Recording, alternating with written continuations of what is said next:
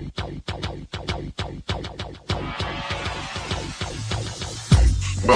to the Odds Breakers, number one place for shared sharp betting information.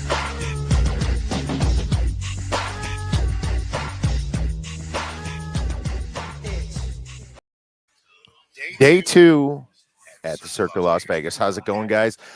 Sean Kanaki, my partner in crime, is back, and we had a fun night last night. But hey, up bright-eyed, bushy tail, getting this thing going here and talking some more Circa Sports. Looks like the overlays right now.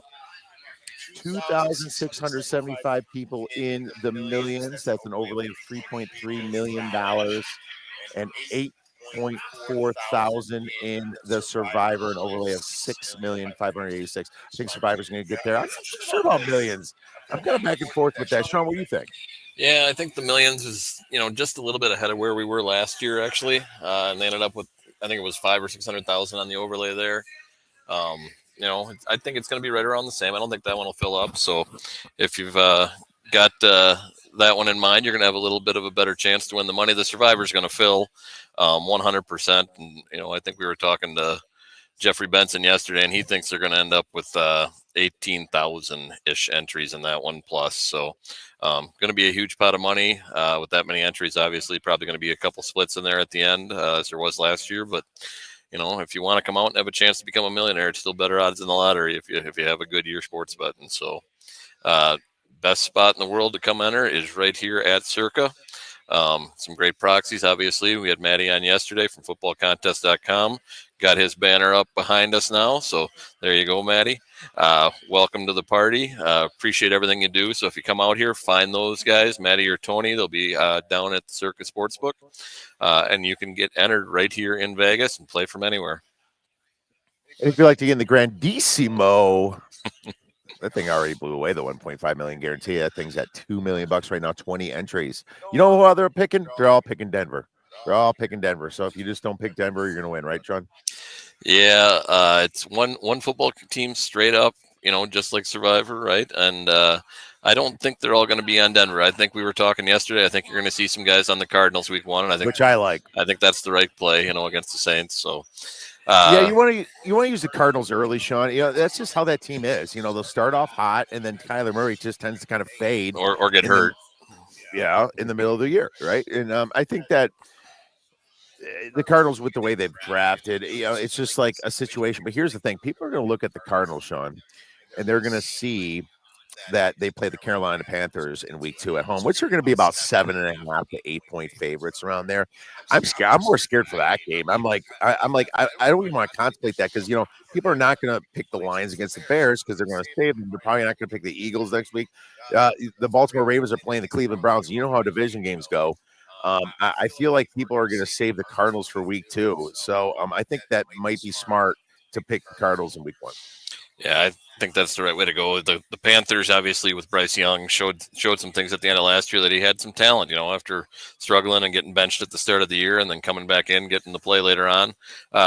He's not a complete dud, so they can walk in and beat the Cardinals. I think they improved in the offseason too. And it's definitely something I want to keep an eye on for week 2. I think that's going to be one of the toughest weeks for Survivor right off the bat, like you said, with some of those divisional matchups. So, and if you look at the Survivor, as you get later in the year, as we were looking yesterday, the Thanksgiving and Christmas, brutal. So you got to really plan out if you're doing that Survivor, how you're going to attack Thanksgiving and Christmas early and try and save at least a few of those teams. You can't just pick one at the start here. I think you wait for injuries, see what happens with some of those teams. If you look at those 6 matchups between the Thanksgiving games and the Christmas games, there is not an easy pick. I'm just looking at the board right away where I go, I want that one team on Thanksgiving or I want that one team on Christmas. You got to wait. So you got to save some of those teams. Well, you got I think people are going to, and I'm going to read this lineup of Thanksgiving. Packers, Lions, Chiefs, Cowboys, Bengals, Ravens. It's like Chiefs, but they're at the Cowboys. You got the Bengals. They always were the Ravens' crutch, and then you obviously the Lions and the Packers. That's a scary game because the Lions' defense has always been so suspect. Now, Bears, Eagles. I think a lot of people are going to try to save the Eagles for this game, but I don't know what else you're going to do. I don't disagree with that. But what if the Bears all of a sudden are decent and the Eagles are just sleeping? This is Thanksgiving. This is a ridiculously hard week, and I'm scared for it, man. But here's the thing: if you make it that far, you should complain. Yeah. Let's just go there and be contrarian, right? There's some school of thought that says just take the best one every week and see what happens. But in this format, with only having 6 teams on each of those 2 dates, you have to have a plan. And I think this year, more than any other that I've looked at as we get into this, it's the toughest Thanksgiving Christmas combination. So if you're going to get that deep and you're going for the whole thing, you got to have a plan going in. And for me, that's saving Denver at the start here and taking those Cardinals week 1. Well, if you think you're going to have a Merry Christmas, think again. Cowboys at Commanders, Lions at Vikings, Broncos at Chiefs. Doesn't sound like a fun Christmas to me. If you're sweating out this Survivor trying to get to week 18. Yeah, we got our first guest chiming in over there. It's a glorious Christmas in Kansas City. So look what the cat dragged in. So I'm gonna switch over here for him. We're gonna bring in Tony George, Doc Sports, T George Sports on Twitter. He's gonna talk a little football with Kiev here, and just give me 1 minute, and we'll have him in. Let's go. Tony George from Doc Sports is going to come on. We're going to talk a little college football. We're going to talk a little NFL as usual. Tony, not only handsome, knows a little bit about sports, right? And that's great. And Tony has been in this industry for more years than I can count. This man is Tony, thanks for making it. There you go. It's all come through for me. How you doing? There you go. Well, that introduction reminds me of the story of the guy who crawled out of his grave on Judgment Day and read the epitaph on his tombstone and thought to himself, either I'm in the wrong hole or somebody's a really good liar. So, but I appreciate you having me on. As always, every year for contest weekend, I come down and sit with my buddy Kiev and have a good time, and nice and early. Just as punishment, since I'm a Nebraska Cornhusker fan and I wore the hat to rub it into the Badger, he had me come so early there was like 8 people on Fremont Street. Rub what in that you won 1 game out of the last 12 years? Is that how you rub it in? Yeah. All right. I promised myself I won't get into this Badger Nebraska Husker victory, but I don't think it's avoidable when Tony George comes in. Look, I'm not going to lie. I like Riola. I like their quarterback. I like their coach and Rule. I think this team is kind of like the sneaky, nobody's talking about them as much coming in. Don't get me wrong. They do have a rough schedule, just like most Big Ten teams. But I'm not so high in Illinois, Tony. A lot of people are high in Illinois because their schedule looks pretty good. But to be honest with you, I have the Illinois power ranked around Nebraska right now anyway. And I would rather bet Nebraska actually over Illinois. You told me to bring in a sleeper, and guess who it is? It's Illinois for the college football playoff. Go figure. Nebraska, though, interesting scenario. I don't think their schedule's all that tough. They do open up with, I'll be at Arrowhead Stadium in a suite a week from, 6 days from now. We take on Cincinnati at Arrowhead. They're about a 6.5 point favorite. But after that, they got a couple of layup games, and they got, I think they can go 5-1 out of the gate. They got Michigan in Lincoln. Now, Michigan, that's one of the Michigan. How lightly are they taking Nebraska? Swing game. Yeah, but how lightly are they taking that? That's one of the games their head coach decided to opt out in, which I find odd. But nonetheless, I think Nebraska gets over that 7.5 win total. It's juiced up to 150 now. But we avoid Ohio State, we avoid Wisconsin, we don't avoid Penn State out there late in the season, which is going to be a tough one. But I think Matt Rule, 11 wins in his 3rd year at Temple, 10 wins in his 3rd year at Baylor. Nebraska last year gets to a bowl game, finally gets over 6 wins. I think he's not going to get double-digit wins. I think he can get to 8 this year. Got a good lineman from Notre Dame transferred in, Raiola. Remember, Raiola was the quarterback everybody wanted. Yeah. Ohio State. 2 or 3 quarterback ranked 5-star game. Yeah, and so last year was a freshman year. But the key with Nebraska is Dana Holgorsen calling the plays this year 100% of the time. That's really, and they've got a lot of speedsters, and I think they'll do okay. On the other side of the coin, the guy that we fired. Let me ask you a question. I'm going to ask you this because this was a $500 futures bet I made. What is Scott Frost? How is Scott Frost going to win 6 games in Central Florida? He was at Nebraska for 5 years with their resources and facilities and couldn't get 6 wins. Now, and he proved he couldn't coach, couldn't game plan, couldn't adjust in the game, had off-field problems I won't go into. What I'm saying is there's no way at Central Florida he's going to win 6 games in a total rebuild. I bet that under 5.5. I don't disagree with that. Scott Frost coming in UCF, you remember what he did for UCF before, obviously, the college football playoff really developed, right? But he was like in that team, and then they go to beat Auburn in their bowl game, and everyone's like, "Oh, they should have been in the number 1-2 team, right?" Which is BS because Auburn was also not taking it so seriously, but they won the game at the end of the day. But here's the thing, Scott Frost goes to the Big Ten and got punched right in the freaking teeth. Yep. Right, because that's what the Big Ten does to you. They run the ball. They have big tree trunk, 350-pound offensive and defensive linemen in the trenches. It's nothing that Scott Frost could hit. But now he's going to the Big 12. And so Big 12, it might be a more successful atmosphere for him. I'm not saying that he's going to get 6 wins this year. I don't think he does either, Tony. But I think maybe he can get that offense going and not have to worry as much about defense as he did in the Big 10. Well, I will tell you this. He would have never been unbeaten at Central Florida without Milton at quarterback when he was there. That kid was magical. He was like Vince Young at Texas, Tommy Frazier at Nebraska, just one of those magical players, huge playmaker. And I think he really he was the difference between them, being unbeaten and not unbeaten. And I just think that he's got to replace all of his skilled players on offense. He lost his top 5 leading tacklers. I mean, they got a total rebuild on the line, and in my opinion, lost Harvey too. We lost Harvey. Yeah, and Frost could not. When he came in from Mike Riley at Nebraska, the cupboards were bare, and he still couldn't get the right talent in there. And he had Adrian Martinez, and he screwed that up. And Martinez goes down to Kansas State his senior year. Look what he did at Kansas State his senior year versus that coaching with their coach versus what he got with Scott Frost up in Nebraska. So, yeah, I think they're going to have problems down there, Central Florida. But you don't like Illinois. Is this because bulimia? Did he leave a bad taste in your mouth from Wisconsin? Why don't you like him?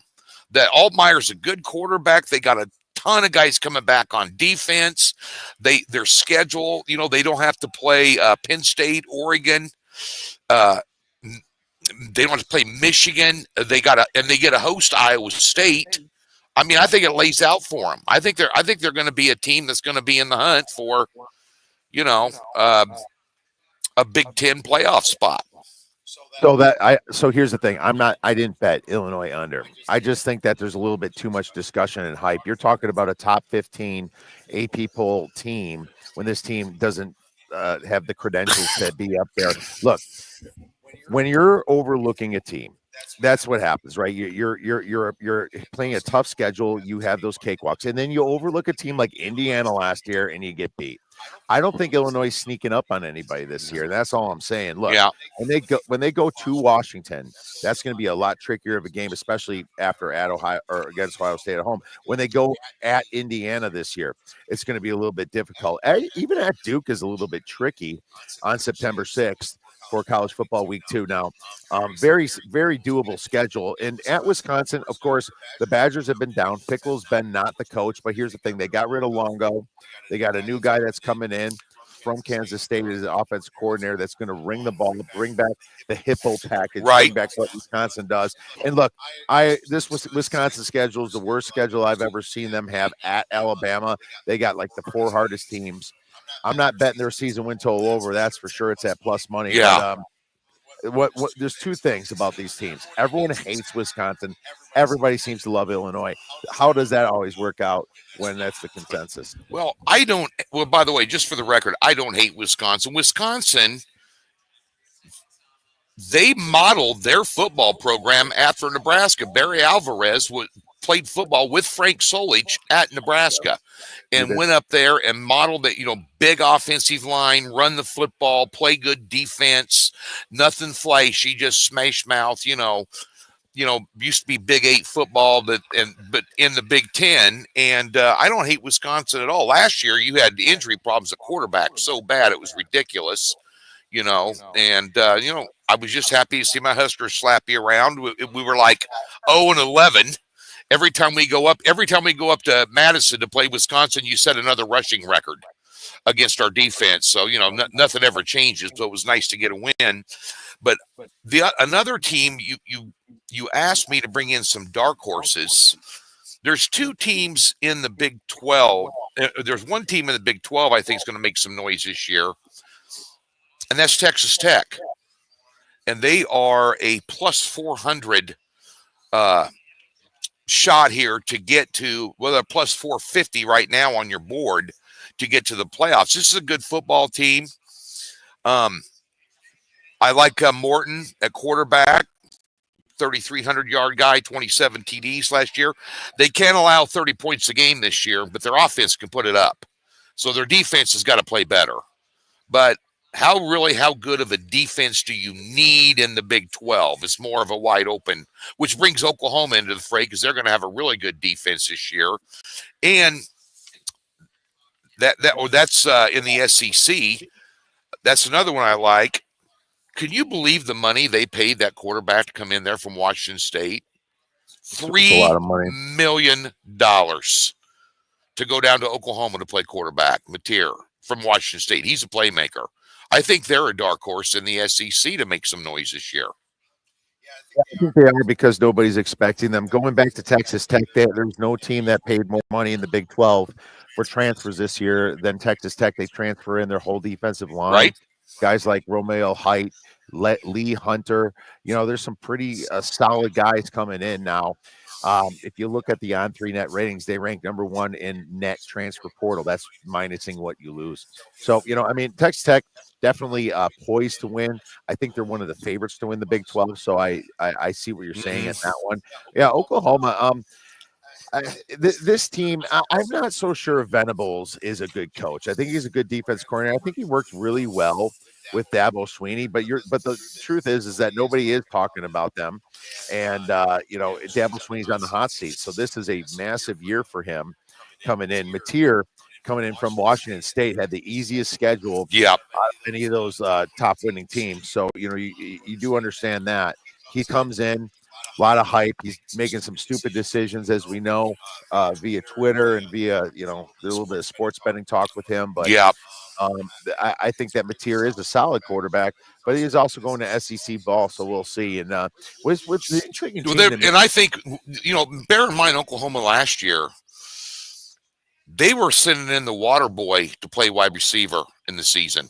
I mean, they were bringing kids out of intramural. They had injuries all over the board at quarterback, at wide receiver. They had just had an injury-riddled season. Their defense was surprisingly good. I mean, they gave Ole Miss a game and held them to like 20-some points at Ole Miss. When Ole Miss was in the top 10 last year, damn near beat them with a skeleton staff at the offensive skill position. The defense returns a lot of really good players. Ben Arbuckle's going to be their new offensive coordinator, so they're going to have a lot different look for everybody in the SEC. Of course, they are playing in the SEC.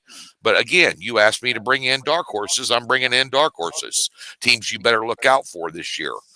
And definitely Oklahoma's definitely going to be an under team.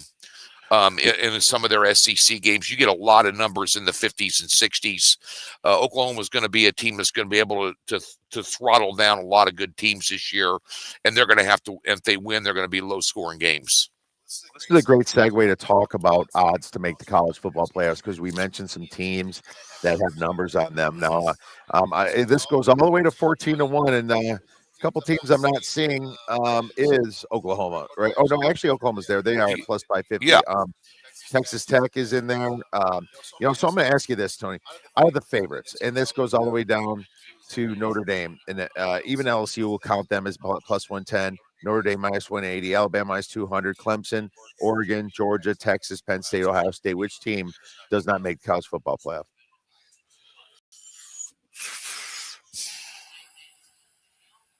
Boy, that's a tough one. Of those there, the ones you just named, I'm going to go with Texas. I think they're overrated. Wow, one of the favorites too. Yep. Okay. I'm going to go with Texas but they're in the SEC. Look at all the teams that are in there. You got Georgia, LSU, Bama. Notre Dame's going to throw a monkey in the wrench because they're an independent. But how many teams are they going to be able to send out of the SEC? They're going to want to send how many? 5? Yeah, that would be a lot if they got to 5. I think they will try to lobby for 5. Yeah. But here's the thing: these schedules in the SEC is going to be hard, and you're going to have another situation where a South Carolina team, Ole Miss team, has those bad, ugly Kentucky, Vanderbilt type losses, right? And then there's going to be a lot of discussion is like, should this team make the playoffs? And it might be LSU with Brian Kelly that they're talking about. Yep. I'm going to go with Clemson just because I just think they're a little overrated in the ACC. I think Miami wins the ACC. That's possible. Yeah, that's my last one I was going to talk about was Miami. I printed all these up for you and actually was organized because, I'm trying to be but Miami, they are plus 200 to make the college football playoff. I don't think, depending on what kind of year Clemson and them have, the ACC's got them two and nobody else. Does the ACC get in too? So it's going to be them two if they take 2. But everybody threw in the towel on Carson Beck. At Georgia, they threw in the towel. Said I'm telling you, Miami's loaded. They might have the best offensive line along with Penn State in the country. That's very possible. And they the only thing that holds me back is the coach and Chris. I know. Beck has been a little bit too erratic with his flashiness to me. Buying the Lamborghinis, the beautiful girl, the flaunting everything. I don't know. Maybe that's just not my style. But I don't think he's ready to be doing stuff like that. If he was so great, why didn't he go to the draft last year? Because if you remember preseason 2024, he was the number 1 guy to supposed to be the number 1 pick. Yeah. It was even go to the draft and he transferred Miami. If Georgia didn't make a case to keep him, I don't know. I just see weird things with him. But you're right. They have a ton of money and they spent it in the trenches, in which I usually like. I just think Cristobal is going to drop some stupid game against like a Virginia, Yep. something like that. That's just going to not make any sense. Let's go to the plus 200s here. Michigan, Texas A&M, Louisville, plus 310. Tennessee, plus 310. Kansas State plus 380, Arizona State plus 380, SMU plus 380. What about those? Who would you take a shot on if you had to do it? It's tough. There's so much parity this year. Every conference is top heavy with a couple of really good teams, and then all the also-rans are all solid teams. I mean, there's going to be a lot of close ball games this year when it comes to point spreads. I can tell you that. We'll see what Kansas State does out of the gate. This Avery Johnson's a stud quarterback they have. Think about all the stud quarterbacks they had at Kansas State over the years. Last year as a freshman, he broke their TD passing record as a freshman. And I like their coach. It'll be interesting to see. I think Iowa State's a little overrated. Iowa State had a dream season last year. They lost a lot of guys. They got Beck back at quarterback, but his 2 top targets both are playing in the NFL. So that's hard to replace that kind of talent at wideout. But Kansas State might be a team that could end up playing in the Big 12 championship game. Very possible. I took the plus 3.5 though, and I think if you wait it out, you're going to get plus 3.5. I don't think that Kansas State should be past the 3. If I was going to make the line, should be 2.5 because they're playing Farmageddon in Ireland, Yep. which that field, could be a very rough field to play on, and I just think that's a highly variant game. Not saying that Kansas State can't do it. I guess I'd go with TSU and Kenny Dinning. You could. Scatterboo is their biggest loss, Yep. but it's really their only loss. They're number 2 in returning production.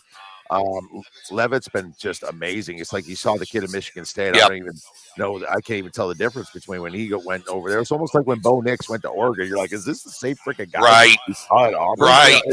I thought he was a bust at Auburn. And then he goes out to what do you throw, like 80% completion rate or some insane number out there, and just Yeah. and he's proven you know what, it wasn't a fluke. I thought he did well last year as a rookie. I mean, you got Sean Payton, the quarterback whisperer, his head coach at Denver, but Bo Nix proved to be a really good quarterback. And I don't know what happened at Auburn, whether it was coaching, whether it was just the schedule was every bit as tough in the Big Ten as it would have been in the SEC for him last year, his year that he played. I mean, everybody was good that year. Yeah, it's true. Everybody was good that year. Let's talk about the next set of teams. Florida plus 400, Auburn plus 400, Utah plus 450. Utah's interesting. Stop there. Well, yeah, USC and Texas Tech there, and Indiana plus 500. What do you think? Of those, I'd shove some chips in the middle on Utah. I would. They get their quarterback situation straightened out this year. Love their head coach. This is a really well-coached, disciplined football team. I like Utah out of that bunch, and that's a pretty decent number there. And again, here's another team that can there's about 5 teams. There's not enough balls to juggle to figure out who's going to win the Big 12. No. There's not. And there's going to be one team going for the Big 12. One team. Yeah, and Utah's going to be in the conversation. I think so too. I like Dan Pierre, the quarterback they got in. He wasn't amazing, but he had the skill. You could tell when he was playing ball. He played some good ball. If I was going to go with any of those, I would go with Florida or Utah probably too. I think Florida's a little bit underrated. I know Lagway's got the shoulder issue. We don't know if that's going to be a thing or not. But I feel like I was shocked that Billy Napier was able to get that team to 6 or 7 wins last year. He had his job on his line, So I thought that Billy Napier did a fantastic job. And, everyone was calling for his head. All the Gator fans wanted him fired, but, he did an okay job. Let's move to, obviously, Indiana, Illinois, Baylor. Is everybody, when you wrote, is everybody going to see Indiana coming this year? No. Oh, yes. And are they going to be able to match that what they did last year, that intensity? Yeah, I think so. I think really. I think Cignetti will, but he's got a harder schedule. Yeah, a lot harder schedule. So I won't take Indiana. I would not take Indiana. So I would take out of this bunch probably a Georgia Tech or a Baylor. Actually, Georgia Tech's still down there a little bit at plus 550, but Oklahoma plus 550, South Carolina plus 500. I would take a Baylor or a Georgia Tech. I think Baylor's probably the better one because they're my number 1 team in the Big 12. But like we said, the problem we're messing with the Big 12 is they're only getting 1 team in. You got to see what's the better price, winning the conference or getting the playoffs. Right. Obviously, if you're getting like 10-1 to make the playoffs and 5-1 to make the conference, which those lines were stupid in May. Right. If you look back then, that's you bet them to make the playoffs instead of winning the conference. Yeah. I think you had Brett Seance on your podcast, didn't you, from Pick Six Previews? Yes. He's big on Baylor and Texas Tech both, but he's big on Baylor. I agree there. That's going to be a real interesting game against Auburn to open up the season. That's something I really want to. I'm not going to bet that game, but I'm definitely going to watch it. That's a good barometer game right out of the gate. One team we didn't talk about, and I hate to talk about them because I hate them, and I know there's no love lost with you being a Badger fan. The Iowa Hawkeyes. They're sitting here at plus 900. Now, I tell you what, they've got an offense. They got a new coordinator. Their defense, they always play good. Their coordinator did well last year. Yeah. So, let's not go to sleep on the Hawkeyes, a little bit here. They're my Huskers closed the season with them in Lincoln, so well, Mark Gronowski transfers in at quarterback, which is a rushing threat. Right. How often do you see Iowa with a running? They don't. They have a statue back there. They have a statue. Ever since Chuck Long played there, they've never had a quarterback that does nothing but stand in the pocket. Yeah. So they're going to have a little different slant this year offensively. Defensively, they're going to be good. They're good every year. That's how they roll. So good every year. Very good. Yeah, and I think this is a team that's might be able to sneak in and win some low-scoring games. So, but I'd keep my eye on plus 900. That's worth the flyer. Let's one more question. How about a long shot here? I mean, we got like teams like UTSA 14-1, FSU 14-1, Minnesota, North Carolina, JMU, Liberty. I mean, what about these long shots here? The only long shot I would throw in there Would be Iowa. Over Nebraska. They're both plus 900. Over my Huskers. That would be a long shot. Do they play the Huskers this year? Yeah, we play them every year. Day after Thanksgiving. And it's in Lincoln this year. I will be at the game. I will be sending you photos only if we're winning, as I always do with my buddy Kiev. Of course you will. Send a little bit of that Husker love to that Badger fan, and Sean as well. But looks like I need to get out of here. You got a sports betting legend coming on the show. That's right. He can pay me for that comment. Steve Fezzik's coming up next. Look at that. You got all the heavyweights in town here at the contest weekend here at Circa. What a great weekend. It's always good to see everybody. And anybody watching the podcast is coming in to sign up this weekend. Kiev, me, Sean, everybody. We'll be around. Oh, yeah. We're going to be here frolicking, watching some games. What college football kicks. What a glorious day on Saturday. Looking forward to that. By the way, I think you're wrong on Kansas State. I don't think 3's enough, but I'm just going to go ahead and let that sit.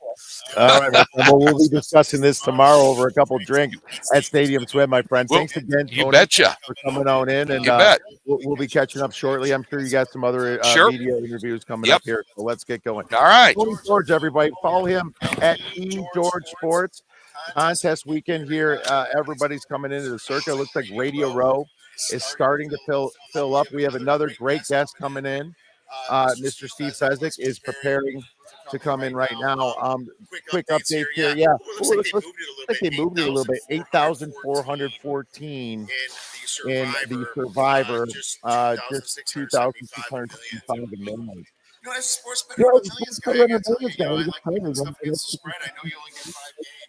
I kind of wish maybe we'll talk to my golf later. But it'd be nice to add a couple more games because I feel like we're probably get in. There's definitely going to be more ties. So maybe someday they can expand that. But then you have 4 chances to win the quarterlies, and obviously you have 100 places in that thing. So, Steve Fezzik's coming up. And bring Steve in as soon as he's ready. And right now he's talking to 2 guys. One thing about the Circa, they treat you so good on the tables. They need bad is happening. If you have a disagreement, they're going to reshuffle for you. Do things. Playing a little $5 games last night, but they treat you good. It's like your beers just become a little bit more expensive. When that actually happens. I did set the bar a little high. I saw it. I'm just hoping this is parody. The Flyers are going to get this trip to get 3-2, like Old Vegas is, and we're coming back here now. My man, I actually play a whole lot of blackjack. I believe I'm competent to answer any question you have. Little known fact. I finished 3rd in the blackjack ball competition like 20 years ago. Yeah, when they have all these MIT geeks and everyone else there, and because I'm good on trivia, so it's like it's a bunch of multiple choice Vegas trivia about advantage play in different games. Long time ago. Is there an advantage? Isn't this a negative EV game in general? Blackjack? Oh God, no. It's a sharp 5th grader can beat blackjack. Not an average 5th grader. Got to be a sharp 5th grader, but at 3-2. At 3-2. That's a great point because when you go 6-5, now the house edge is like 1.4% instead of 0.4%. Actually, it's an additional 1.4%. So now you could still beat it, but only like with a crazy betting spread of like 20-1. It's just so it's not worth your time. So you can't beat 6-5 basically. All right, there's critics out there. They'll say, "Hey, dealer's going to tip their whole card." Of course, you can tip it if you can see a sloppy dealer, but that's like 1 in 1,000. Yeah. So here we are. The man knows blackjack, but we're doing about sports today. I would love it. Maybe me and Fez, maybe you'll find us on the blackjack table later. We'll talk about that. But Fez, history. You are one of the most well-known and legendary sports bettors in Las Vegas. So great to have you on. Can you tell us a little bit about your history at getting into sports betting from being an actuary science? Yeah, so math geek, actuary, vice president of Transamerica in LA. I started flying up to Vegas in the 90s. And of all things, your parlay cards, the biggest sucker bet you've ever heard in Vegas, like, oh, parlays are suckers and parlay cards are suckers. And the truth is, I'm writing a book on this. One of the greatest advantage plays ever. Why? How can that be? Because they're paying too much. So like a 7-teamer, they're paying 100 to 1 on a 7-teamer. If you picked 51.8%, something like that, you broke even. And well, how am I going to pick 52%? Well, it's going to be pretty easy when every single spread is a half-point spread. Not to mention they print the spreads on Wednesday night or Thursday. On Saturday morning, I could stumble up and play Northwestern plus 21.5 when the line's 18, and they would just take as much as you wanted. In the mid-90s, it was a different world. Oh my God! I those things that come back. I remember when I was a kid too. A lot of them ties lose. Obviously, you don't want to play ties lose. I mean, it's still beatable, but I mean but the ties win cards were just tremendous. I remember a story. I hit a $200. Not like this happened every week. A $200 10-teamer. All right, so I cash it, and Bert Osborne comes out. He was running the South Point. He shakes my hand. I guess that paid 600 to 1, so 120,000. It was 130,000, and he goes, Steve, great job. If you win 50,000 ever again, I'm gonna have to ask you never to play here again. So there you go. I mean, just hot from the start when you came up here, and you made a kind of like a big part of the industry. You kind of made a business out of it, and you left your being a vice president. Yeah, 2001. Boring job for a more exciting job. And right, what's funny is like in the mid 2000s, I came out and I talked about these contests that are going on. And I said, the ROI, the parlay cards are largely dead. They're not taking the action anymore. I said, these contests have great overlays, over 100% ROI. And I got universally like just denounced. People made fun of me. They're like, Fezzik's lost his mind. He doesn't even know who plays quarterback for the Jets. And he says he's got this big ROI over these Vegas guys. That's all they do, right? And then I started winning all these contests in 2008, 2009, and then they stopped bothering me for a while. But now they bother me again because it's gotten so much harder. But I had my home run years where I won 5 contests in 2 years. Yeah. Well, there you go. That's a great story of how you got in. Much more exciting business than crunching numbers, being behind the scenes. And now the irony is, what do? I crunch numbers behind the scenes on the game, so I'm back to doing what I started. Yeah. Yeah, exactly. But there's much more of a rush involved when you are making these bets and watching these games. Well, let's talk about what your advice would be to like a casual dad. Let's just say I'm in Kentucky. Circa Sports just opens up in Kentucky. I like watching sports. I'm having kids, and I'm like, you know what? I want to bet, but I don't want to lose. I don't so much to pay attention to everything like the set matter. But what is some of the best bets? It's just a dude that maybe wants to listen to a little bit of media and try to get into the game. What kind of advice do you give? Media is built to entertain. Media. Look at all the picks that people are giving out. So you're going to have experts coming in, and they're going to tell you who's going to win the Big Ten, who's going to win the Big 12, who's going to win the SEC. Go ahead and get down and play those teams. It's like the movie. Remember The Running Man with Arnold Schwarzenegger? Where he's a runner and he's killing all the stalkers. All right, and Killian, Richard Dawson's the villain. And there's one-liners in that. Killian is. I'll be back. Only in reruns. Yeah. But Killian is lying to you, and all these media guys. It's not that they're lying to you; it's that they're giving you they're giving the public what they want. They want to hear about Ohio State and Penn State and Oregon. But the truth is that the very best bets. I'll give a Las Vegas, not Las Vegas legend, but a sports betting legend, Dr. Bob Stoll.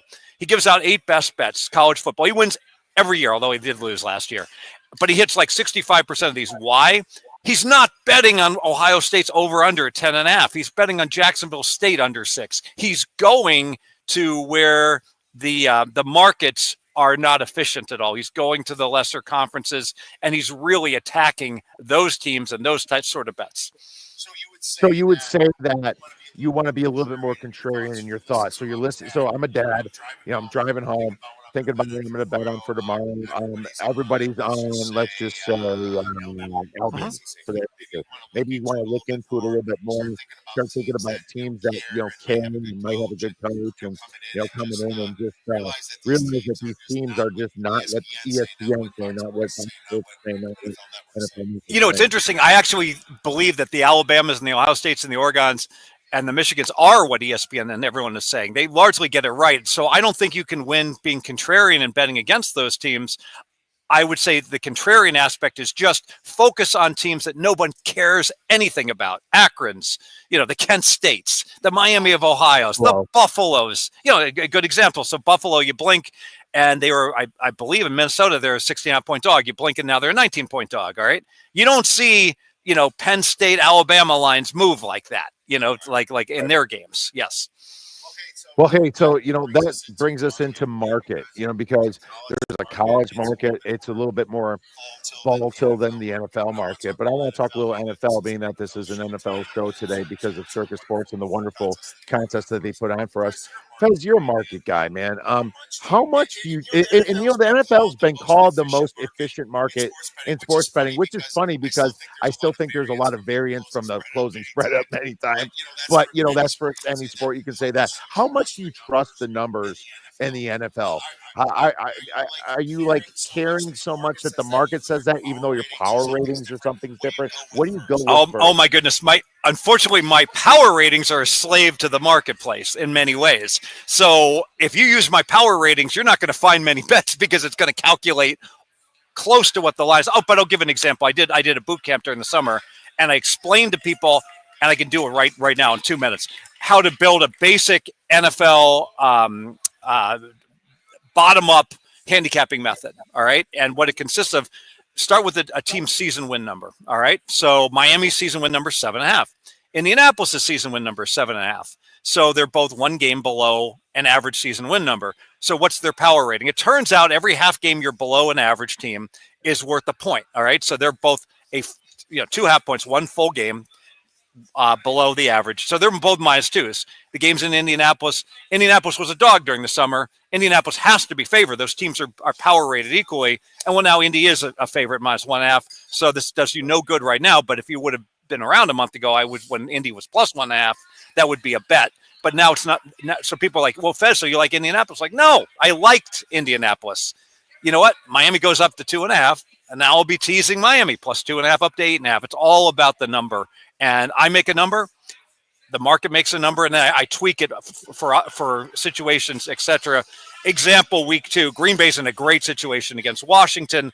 Thursday night game, we always like the home team. So back-to-back home games for Green Bay. So but that line moves up from 1 up to 3. Now it's no good anymore. I'll tell you one that will still be good. I'm almost for sure.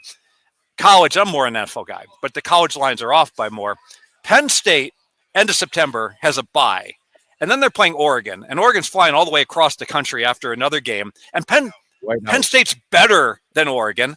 Penn State is, actually, I wish it was a morning game because of the time change, actually. So it's a rare case where the whiteout probably doesn't give them an additional advantage. It doesn't matter. No one is going to bet Oregon in that game. So the game of the year line's 3.5. Now it's up to 5.5. A bold prediction, it closes -7.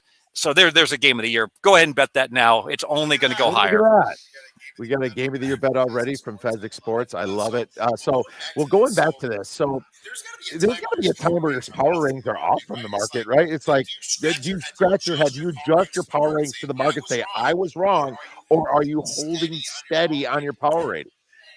It depends. I'll give a couple teams. I actually think the New York Giants, this is going to sound crazy, they might actually be an average team. They got such a great defensive line. They got playmakers. They finally have a quarterback that's not incompetent. It's altogether possible that the Giants, if they played an average schedule, could win 8 or 9 games. But they have the hardest schedule in the NFL. So their season win number is 5.5. So everyone's looking at that number and saying the Giants are going to be god-awful. The Giants are too good to be god-awful. I mean, you look like compare and contrast. The Saints are god-awful, and the Giants have all these really good players on defense at the line of scrimmage. So I think you'd make money early in the year betting on the Giants. And obviously, if Dart takes over at quarterback, that could totally submarine their season. But to start the year, I think value on the Giants. I don't think Russell Wilson's going to get benched. I think that, he's done enough in the NFL to have a pretty long leash. Now, if your number is +3 and this market's at +2.5, are you betting the +3 or are you teasing? That's the question because, the market's 2.5, your number's +3. maybe that's a teaser you stay away from. Yeah, so that's a great point. So if a dog is catching 2.5, read Stanford Wong. I know Stanford, we're friends. Sharp Sports Betting is an entire chapter on Wong teasers, and basically you would tease any market plus 2.5. You tease up to plus 8.5. Caveat: 6-point NFL teaser. It's got to be minus 120. Can't lay more than that. In Vegas, those are gone. Can't play that anymore. But that would be a basic strategy teaser. But if I like the favorite, if I made the game 3, then I wouldn't tease the plus 2.5 because I'm like, no, I'm just going to lay the 2.5 because I make the game 3. So I think the value is on the favorite. Okay, so that's a great point, and thanks for answering that because people have to understand there's a reason why we bet. Something's got to be off. As sharp as this market is, there's still a reason why we get to. Let me ask you a question that no one gets this right, so don't worry about it. Games are about to kick off on Saturday and/or Sunday, all right, and you're live better, all right, and you want to win. You don't want to have fun. You want to win. Which game should be your main focus on Saturday and on Sunday? And don't worry, no one ever gets this right. I'm talking NFL Both, or Saturday and Sunday, college and NFL. Which game? The FCS, the under the radar game. That is correct. You want to play the most obscure. You want to look at the most obscure game, and then the second. So you got the first part of the parlay question correct, and so you want to look at like Jacksonville, Miami is a much better game to follow in the NFL than to follow like a big game. But in college, like you said, follow the MAC game, but weather. You want an outdoor game with really bad weather and wind because think about this. First quarter, 20-mile-an-hour wind. Northwestern is playing Purdue, and Northwestern's going in the wind the whole first quarter, and their stats are terrible. They have a horrible first quarter. Well, of course they do because they're playing right on the Lakeville, and the wind's blowing right in their face. And then the second the first quarter ends, boom, you bet Northwestern, not for the game, but for the second quarter. I'm glad he brought up Northwestern because that stadium is right on Lake Michigan, and the wind comes off that lake, and in the winter, it is cold, and it is fierce. I think there's going to be some sneaky unders when it comes to some Northwestern games with that new stadium over there. So thank you for bringing that up. When's the best time during the week to place your bets? I'm not dad driving around, going back to the dad question. When is the best time in the week? 3 times. Against the openers, because now you're betting against Jeff Benson at Circa and nobody else. All right. It's you against Circa. You're not betting against the world, your opinion versus the world. Second best time is right before game kicks off. I'll give a bold prediction. So Kansas State's playing Iowa State. All right. I bet Iowa State +4. Now the line's down to 3. Everyone, based upon my read of the market, is going to bet Kansas State -3. There's no support for Iowa State +3, and it kind of makes it's going back to 3.5. It's probably going back to 4. So we like go. It's like Right Angle Sports when they do a release. Kansas State -3. Go. If you're going to bet Kansas State, don't bet Kansas State -3.5 and -4 right before the game kicks off. Bet it now. I mean, smoke dope, take a couple hours. It's still going to be -3. You'll be able to get down on it. So the best time to bet Kansas State is now. The best time to bet Iowa State is 2 minutes before the game kicks off when like +4, -103 pops up at some betting exchange.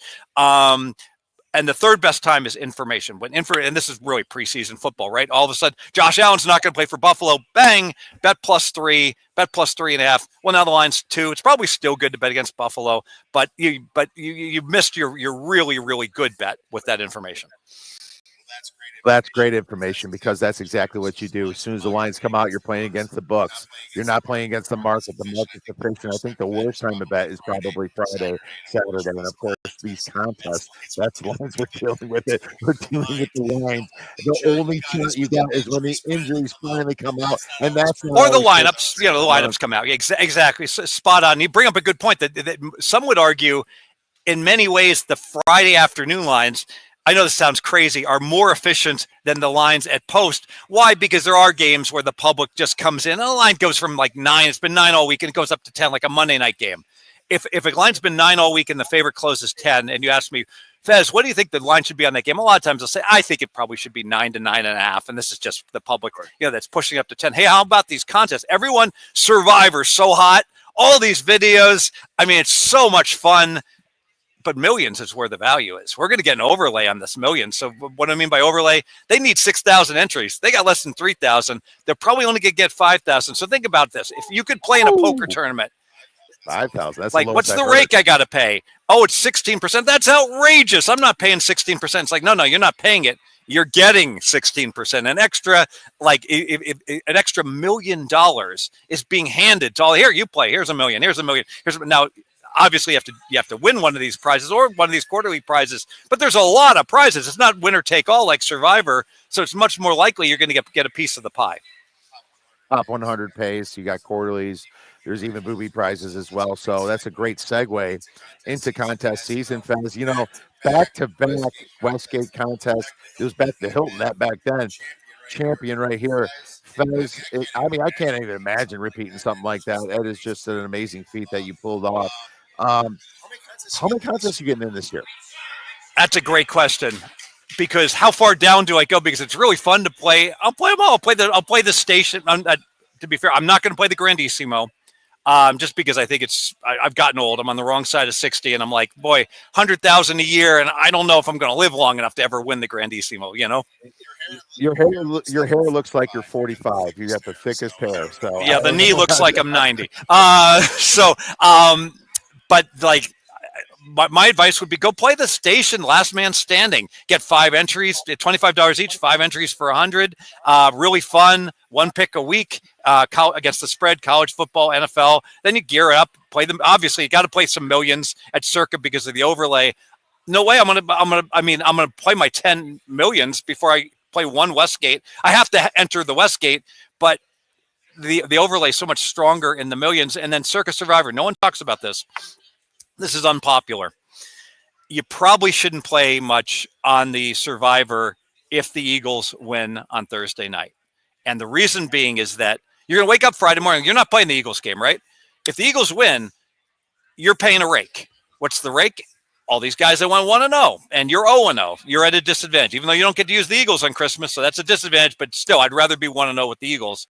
But if the Eagles lose to the Cowboys Thursday night, you know, I don't care if you got to take out the credit cards, whatever it takes. You got to bet more on Survivor because now you're going to have like 4,000 entrants. They're going to have played Philly. They'll re-enter. Who cares?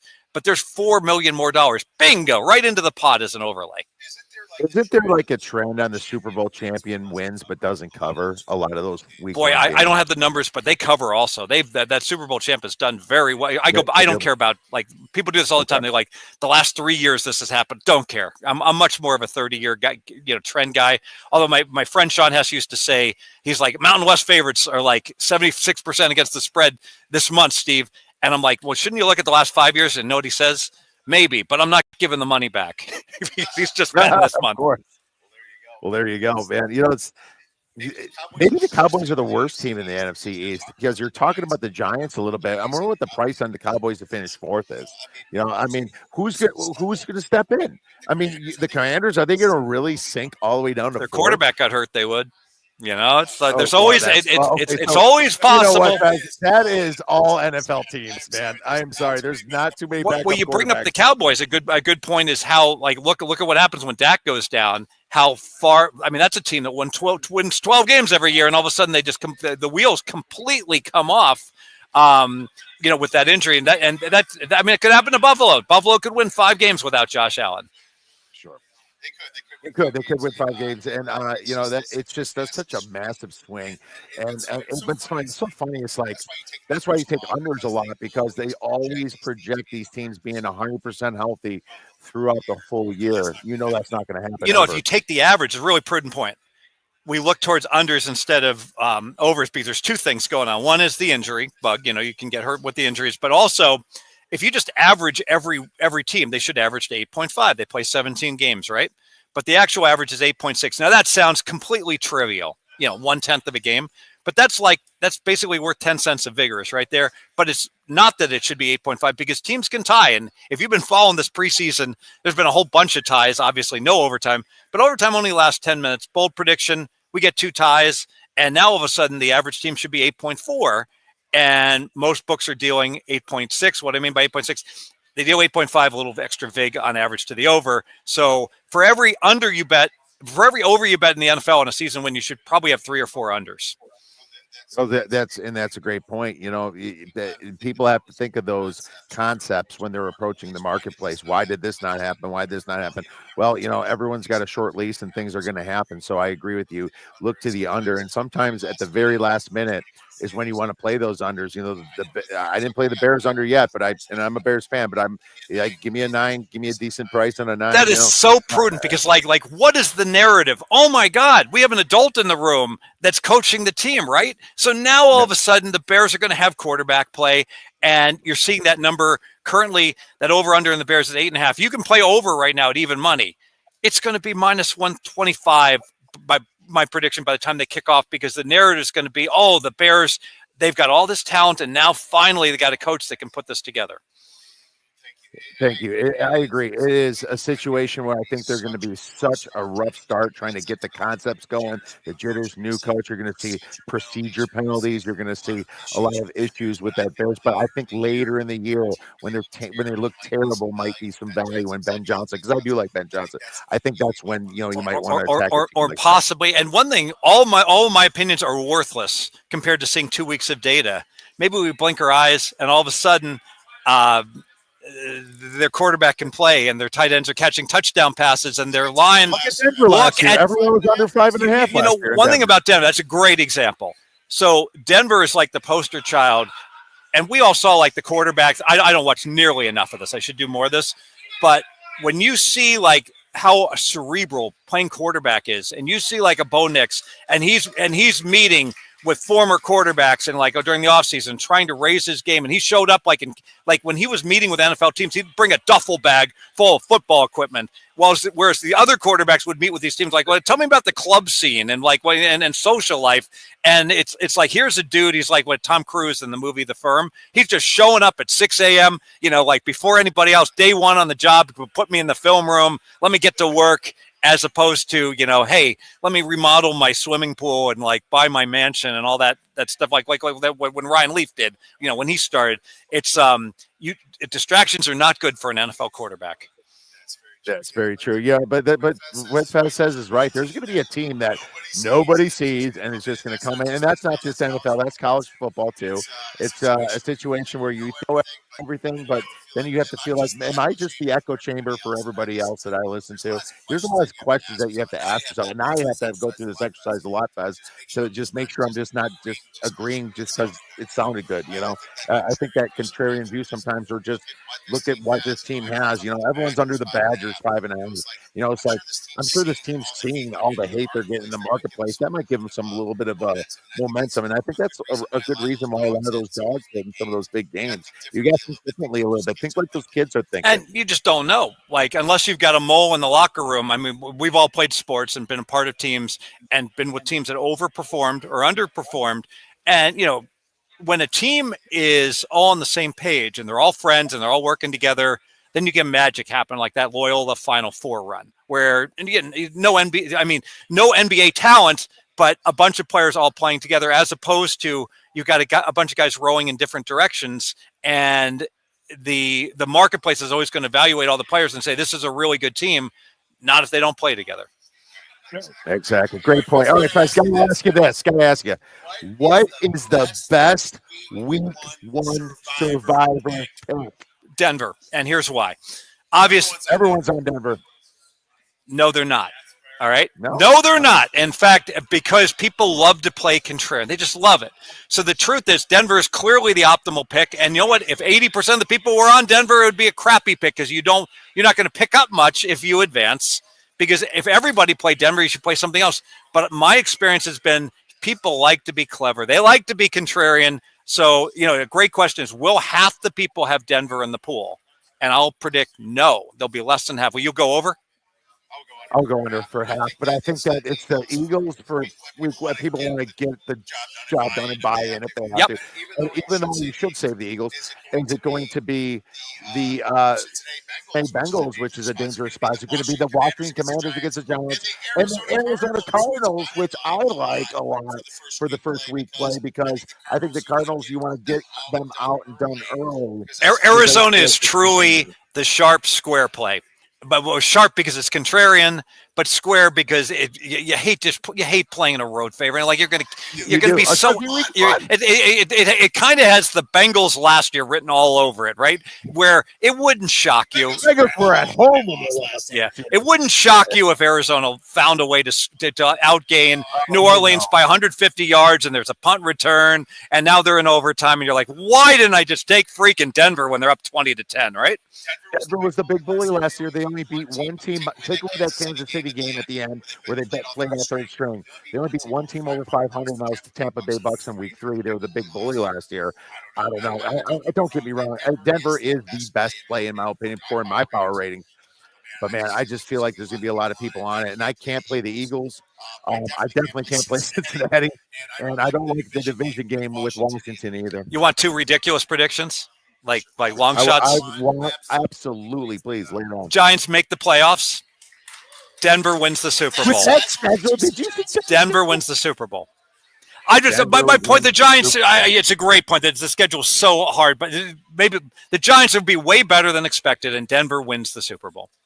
Well, that is awesome predictions, and that's why we have you here. Does somebody thinks outside the box for the first person does have such a bold prediction on the Giants making the playoffs? That number's got to be at the plus 6. Now, obviously, I think Buffalo has a better chance to win than Denver, the Super Bowl. But my point is, at the odds that are being offered, that would be the way I would look.